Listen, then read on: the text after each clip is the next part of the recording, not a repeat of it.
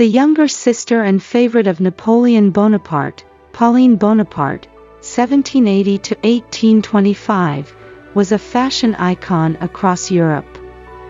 Her beauty was remarked upon wherever she went, and it is said that she chose every outfit with great care, dressing in the latest fashions and jewels.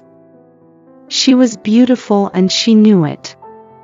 Contemporaries described her as the most handsome woman in Europe of her age, nymph-like, with all the beautiful proportions of the Venus de Medici. However, the extravagant and scandalous lifestyle she led was a far cry from her humble beginnings.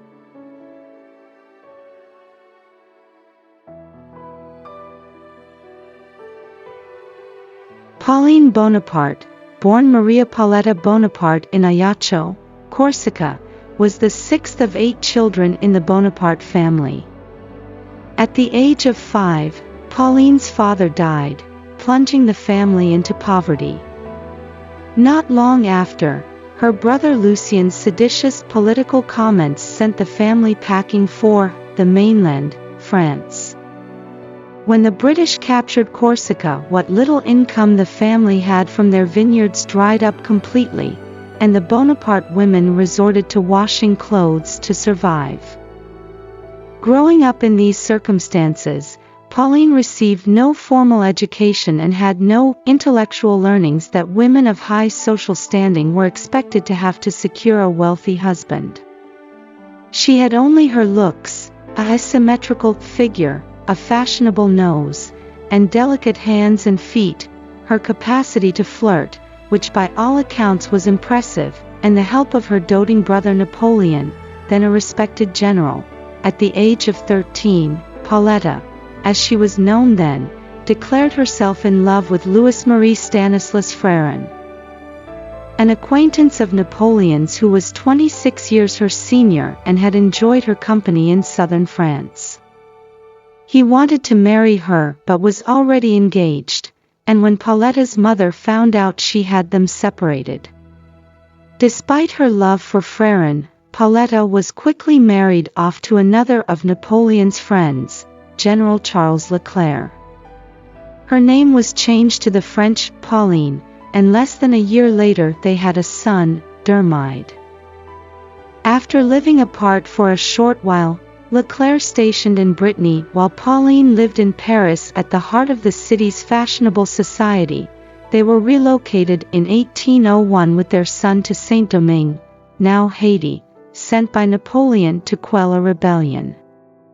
Pauline didn't want to give up her life of fashion and pleasure in Paris, but once she arrived in Saint-Domingue she was treated so much like a queen that she didn't want to leave. There, Pauline would meet again her first love, Freron, who would die only 2 months after her arrival of yellow fever. Her husband would be taken by the same disease in 1802, after which Pauline returned to Paris, devastated, with her son. Pauline was not a faithful wife. She had numerous lovers while in Saint-Domingue, including some of her husband's soldiers, and took more upon her return to Paris after her husband's death. This prompted her brother Napoleon to threaten the careers of many high-ranking military men who enjoyed her company too frequently. She was rumored to have taken lovers from French generals to her own servants, as well as doctors, secretaries, minor princes, actors, and musicians. Instead of adhering to the usual rules of mourning, withdrawing from society, and continuing to wear black, Pauline bought the palatial Hôtel de Charost and hosted events there. In Paris she became widely talked about, desirable and envied, yet scandalous, a vision of fashion, beauty, and seduction. Wanting to marry off his lascivious sister as soon as possible, as well as reinforce ties with French-occupied Italy to prevent rebellion, Napoleon soon found Pauline a new husband, Prince Camillo Borghese, a wealthy Roman nobleman from a prominent Italian family. Through this marriage Pauline became Princess Borghese, relocating to Italy. Meanwhile, Napoleon was crowned Emperor of France, and as a sister to the emperor as well as a princess in her own right, Pauline's status soared. As one of the most fashionable and desirable women of her age, Pauline's beauty was talked about all across Europe and was something she was very aware of herself. In the early days of her marriage to Prince Camillo Borghese, they commissioned a sculptor called Canova to make a sculpture for Pauline. She scandalized Europe by deciding to pose naked for the artist, resulting in the sculpture known as Venus Victrix, a likeness of Pauline as the goddess Venus, immortalizing her youth and beauty as well as her bold disregard for her reputation. When asked by disbelieving acquaintances how she could have been comfortable wearing so little for the artist, she replied simply that there was a fire in the room, so it had been perfectly comfortable. Prince Borghese did not realize until after the statue had been publicly exhibited that it was of his wife, and upon finding out had it concealed in a room in his palace. Pauline and Prince Borghese soon grew to dislike each other. It's rumored that Pauline referred to the prince as his serene idiot, and she continued her extramarital affairs throughout their marriage. Her health, however, had begun to trouble her, and in 1804 Prince Borghese accompanied her to the baths of Pisa but wouldn't allow her to bring along her son, Dermide. Instead, Dermide was left in the care of the prince's brother and died of fever and convulsions while they were away. It is suggested that Pauline blamed the prince for her son's death. And they spent the remaining decades of their marriage apart. The prince would later take up a mistress, with whom he remained for many years. Despite their estrangement, their marriage did bring Pauline some joy in the form of the Borghese family jewelry and diamonds, which she made good use of. Pauline was obsessed with her appearance and spent a fortune on clothes and jewelry. Some of her contemporaries described her as being in love with herself, so much so that when hosting an event she often spent a whole week preparing her outfit and left any thought of food, drink, or entertainment until the last minute. She was desperate not to be outshined by her sisters Elisa, Grand Duchess of Tuscany, and Caroline, Queen of Naples, and to keep a pace with the revered Empress Josephine. In order to do this, she had all the latest fashions delivered from Paris and even sent urgent orders to Constantinople for the perfect item to complete any outfit. She was particularly fond of cameos and Roman or Grecian dress, indulging in sheer dresses through which her body could easily be seen, paired with jeweled headdresses.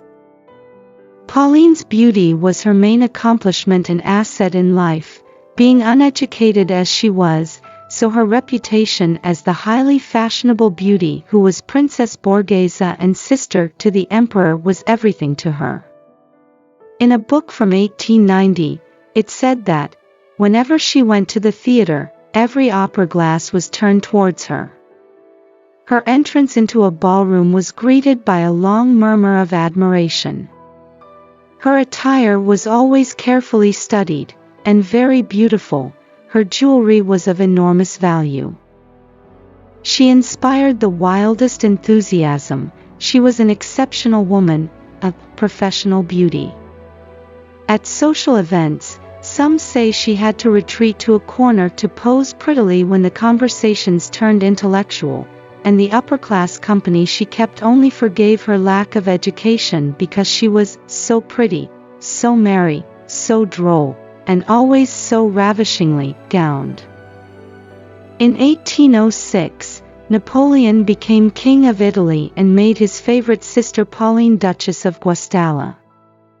Pauline swiftly sold the title to Parma, keeping only her title of Princess Borghese, in exchange for the hefty sum of 6 million francs, enough to indefinitely fund her life of luxury, spent traveling across Europe, flitting from spa to spa seeking cures for her ailments. Everywhere she went, all eyes were on her, with her seemingly ever-rising status, she made increasingly outrageous demands on her staff and hosts. Some of which included using her serving ladies' throats as footstools, and demanding baths and showers in cow's milk. As she grew older, she grew increasingly self-conscious about losing her looks. She wrote to her estranged husband, Prince Borghese, saying it was good he had shut away her statue, and many historians speculate she was keen for its continued concealment so that no one could compare the youthful beauty of the statue to her aging appearance, although Pauline was far from being a faithful wife to the husband selected for her. She was by all accounts a faithful and loving sister.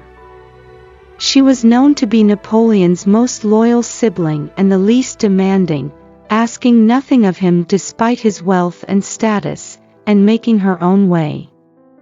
When he was exiled to Elba, she was the only sibling to visit him, selling many of her jewels and her hotel to help grant him better living conditions on St. Helena. Fashion-forward even in death, when Pauline knew she was dying of the tumor she had developed in her stomach at age 44, she left very precise instructions about the toilette and parure she was to be buried in. Her last act before she died was to reconcile with her husband, Prince Borghese, and to hand over the keys to her remaining jewelry and wealth. Whatever you may think of her luxurious lifestyle, her beauty, her unapologetic sensuality, and the impact she made on society with her carefully paired outfits and jewelry have certainly long outlived her, and are remembered to this day.